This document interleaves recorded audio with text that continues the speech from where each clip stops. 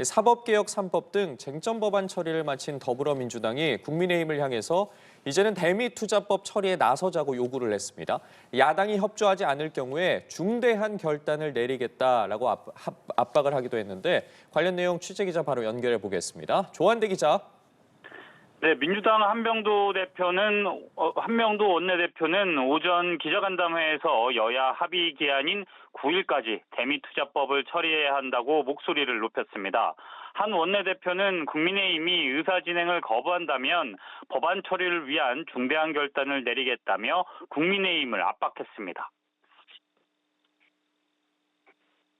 국민 앞에서 초당적으로 합의해 구성한 투기를 당리당략의 수단으로 전락시키는 것은 합의 정신의 명백한 훼손을 넘어 주권자인 국민에 대한 배신입니다. 앞서 민주당은 9일까지 합의에 진척이 없다면 10일 본회의를 열어 법안을 처리하겠다고 밝힌 바 있는데 한 원내대표는 협상 여지가 남아있다며 중대한 결단에 대한 설명을 자제했습니다. 한 원내대표는 특위는 내일부터 법안 심사에 착수해야 한다며 마지막 순간까지 기한 내 여야 합의 처리에 최선을 다하겠다고 전했는데요. 그러면서 야당이 상임위마저 정치 파업의 도구로 전락시키고 있다며 일하지 않는 국회를 고집한다면 상임위원장 배분 문제를 포함한 국회 운영 전반에 대해 원점에서 재검토하겠다고 으름장을 놓기도 했습니다. 한편 민주당은 서울과 경기, 울산 그리고 전남, 광주 등 4곳을 경선 지역으로 확정하고 해당 지역에 공모한 후보 전원이 경선을 치른다고 밝혔습니다.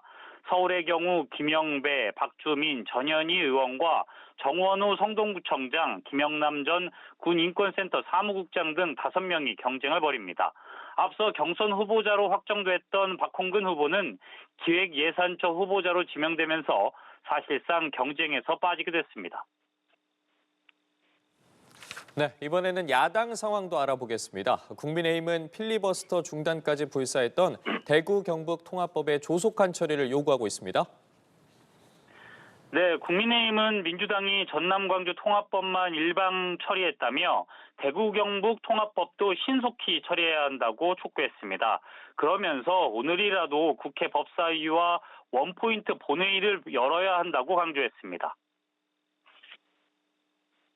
그리고 광주, 전남, 대구, 경북, 대전, 충남 모두 대한민국입니다. 더 이상 지역을 이간질하면서 국민 통합이 아니라 국민을 분열시키는 정치 이제 그만 중단하기 바랍니다. 송 원내대표는 민주당이 대구 경북 통합법을 처리할 수 없는 이유로 일부 기초의회 반대를 핑계대는데 기초의회는 광역단체 통합에 대해 당사자 적격이 없다며 여당을 비판했습니다. 또한 송 원내대표는 사법개혁 3법과 관련해 이재명 대통령에게 사법파괴 3대 악법에 대한 제2요구권을 행사해야 한다고 말했습니다. 이어 내일 사법악법 철폐를 위한 대국민 호소 도보 행진을 전개하겠다고 밝혔습니다. 앞서 국민의힘은 어젯밤 의총을 열어 장외투쟁에 나서기로 의견을 모은 바 있습니다. 또한 장동혁 대표도 이재명 정권은 본인들이 감옥에 안 가기 위해 온 국민을 사법하게 희생양으로 만들었다고 날을 세웠습니다. 지금까지 국회에서 전해드렸습니다.